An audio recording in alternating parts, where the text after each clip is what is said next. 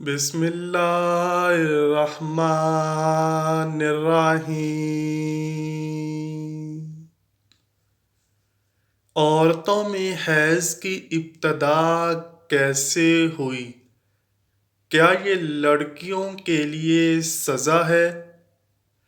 کیا یہ سچ ہے کہ حضرت حوا سلام اللہ علیہا کو سب سے پہلے حیض آیا، جو اللہ کی طرف سے ان کے لیے سزا تھی؟ کیا حیض کی ابتدا بنی اسرائیل سے ہوئی؟ کیا بنی اسرائیل سے پہلے عورتیں حیض سے پاک تھیں؟ آج کی ویڈیو انتہائی تحقیق کے بعد بنائی جا رہی ہے، جس میں ہم اپنے ناظرین کو قرآن و حدیث اور مستند روایات سے ان سب سوالات کے جوابات دیں گے۔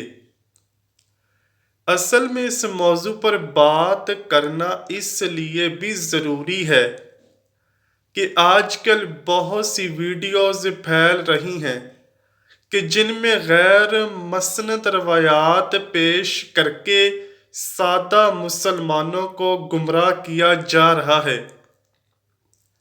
ایسی ہی ویڈیوز دیکھ کر ہم سب اپنی ماں حضرت حوا سلام اللہ علیہا پر برائی باندھ دیتے ہیں۔ آپ سے التماس ہے کہ اس ویڈیو کو پورا دیکھیے گا تاکہ دوبارہ کبھی کوئی بھی آپ کو اس موضوع پر گمراہ نہ کر سکے۔ حضرت عبدالرزاق اور مسند اسحاق میں حضرت عبداللہ بن مسعود رضی اللہ تعالیٰ عنہ اور حضرت اسماء بن ابو بکر سے روایت نقل کی گئی ہے کہ بنی اسرائیل کی عورتوں کو یہ اجازت تھی کہ وہ بھی مردوں کے ساتھ مسجد میں جا کر نماز پڑھا کرتی تھیں۔ مردوں اور عورتوں کے درمیان ایک پردہ ہوتا تھا۔ پھر ایک دن ایک لڑکی اپنی ایڑیاں اٹھا کر مردوں میں اپنے یار کو دیکھنے لگی اور پھر اس نے یہ روزانہ کا معمول بنا لیا۔ اس کی دیکھا دیکھی سبھی عورتیں اپنی مسجد میں آتیں اور پھر ایڑیاں اٹھا کر پردے کے اوپر سے غیر مردوں سے تاک جھانک میں لگ گئیں۔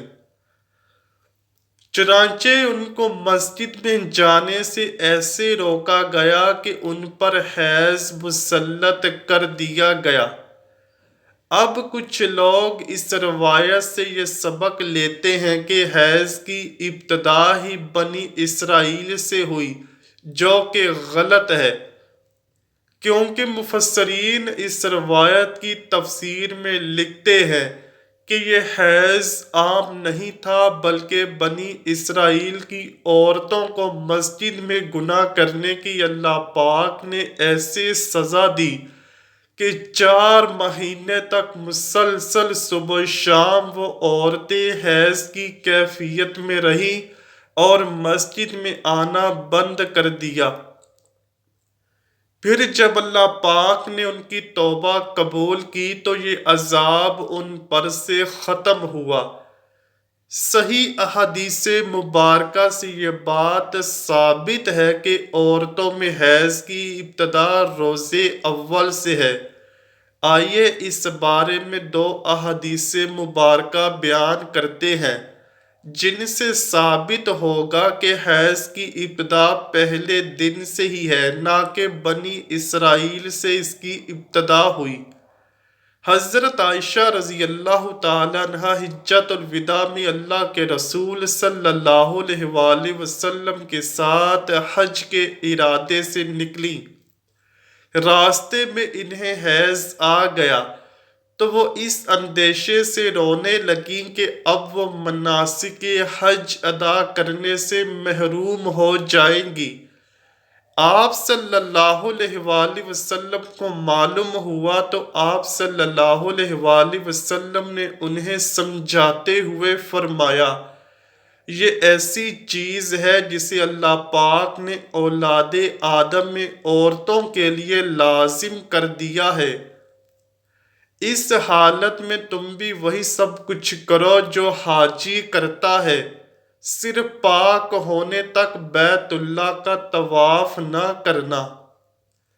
بالکل اسی طرح ایک اور حدیث حضرت ام سلمہ رضی اللہ تعالی عنہ سے بھی مروی ہے کہ حضرت ام سلمہ رضی اللہ تعالی عنہ بیان کرتی ہیں کہ ایک موقع پر رسول اللہ صلی اللہ علیہ وآلہ وسلم کے پاس تھی کہ مجھے حیض آنے لگا۔ میں وہاں سے اٹھ گئی۔ آپ صلی اللہ علیہ وآلہ وسلم نے دریافت کیا تو میں نے بتایا کہ مجھے حیض آنے لگا ہے۔ آپ صلی اللہ علیہ وآلہ وسلم نے فرمایا، یہ ایسی چیز ہے جسے اللہ پاک نے آدم کی بیٹیوں پر لازم کر دیا ہے۔ اس موضوع پر امام بخاری رحمۃ اللہ علیہ نے بخاری شریف میں ایک باب بھی قائم کیا ہے جس کا نام حیض کا آغاز کیسے ہوا ہے۔ امام بخاری لکھتے ہیں کہ حضور اکرم صلی اللہ علیہ وآلہ وسلم نے فرمایا، یہ وہ چیز ہے جسے اللہ پاک نے آدم کی بیٹیوں پر لازم کیا ہے۔ امام بخاری مزید لکھتے ہیں کہ بعض لوگ کہتے ہیں کہ حیض کا آغاز بنی اسرائیل سے ہوا، جبکہ اس معاملے میں نبی کریم صلی اللہ علیہ وآلہ وسلم کا ارشاد زیادہ معتبر ہے، چونکہ حضور صلی اللہ علیہ وآلہ وسلم نے فرمایا کہ اللہ پاک نے حیض کو آدم کی بیٹیوں پر لازم کیا ہے۔ اسی لیے بنی اسرائیل سے پہلے بھی حضرت آدم علیہ السلام کی اولاد میں حیض موجود تھا۔ علامہ ابن حجر عسقلانی فتح الباری میں بھی یہی ثابت کرتے ہیں کہ حیض ابتدائے تخلیق سے عورتوں کو آتا رہا ہے۔ اب بات کرتے ہیں ان روایات کی جن میں یہ کہا جاتا ہے کہ حیض کی ابتدا حضرت حوا سلام اللہ علیہا سے ہوئی اور ایسا بطور سزا ہوا۔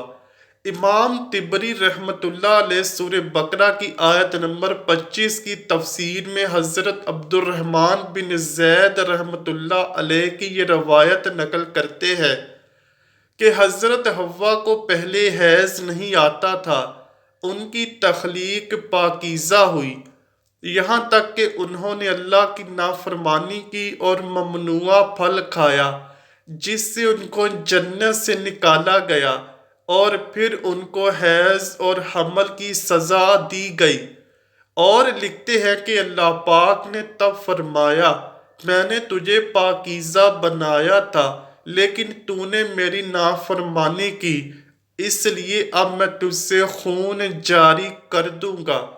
امام طبری کے علاوہ باقی تمام مفسرین نے ان روایات کو جھٹلایا ہے اور ان روایات کو غیر مسند اور ناقابل قبول کہا ہے۔ حیض دراصل ایک طبیعیاتی مظہر ہے جس سے ہر ماں عورت بلوغت سے سنیاز تک دوچار ہوتی ہے اور اس کو صحت کی علامت سمجھا جاتا ہے۔ اسی حیض کے خون سے ہی بچے کی پرورش کی جاتی ہے، یہ اللہ پاک کا نظام ہے۔ غیر حاملہ عورت کو اگر حیض نہ آئے تو اس کو بیماری کی علامت سمجھا جاتا ہے۔ یہ عورت کے لیے کوئی سزا نہیں اور نہ ہی یہ بات کسی روایت سے ثابت ہے کہ حیض عورت کی سزا ہے، بلکہ یہ ایک ذمہ داری ہے جو اللہ پاک نے انسانیت کی تخلیق کے لیے عورتوں پر ڈالی ہے۔ اسی لیے جو عورتیں اس ذمہ داری کو بخوبی نبھاتی ہیں وہ اجر و ثواب کی مستحق ہیں۔ جیسا کہ حضرت عائشہ رضی اللہ تعالی عنہا نے ایک دفعہ حضور پاک صلی اللہ علیہ وآلہ وسلم سے سوال کیا، اے اللہ کے نبی صلی اللہ علیہ وآلہ وسلم، مجھے تو لگتا ہے کہ عورتیں پیدا ہی مصیبت جھیلنے کے لیے ہوئی ہیں، حضرت عائشہ رضی اللہ تعالیٰ عنہ کا اشارہ حیض اور حمل کی تکالیف کی طرف تھا۔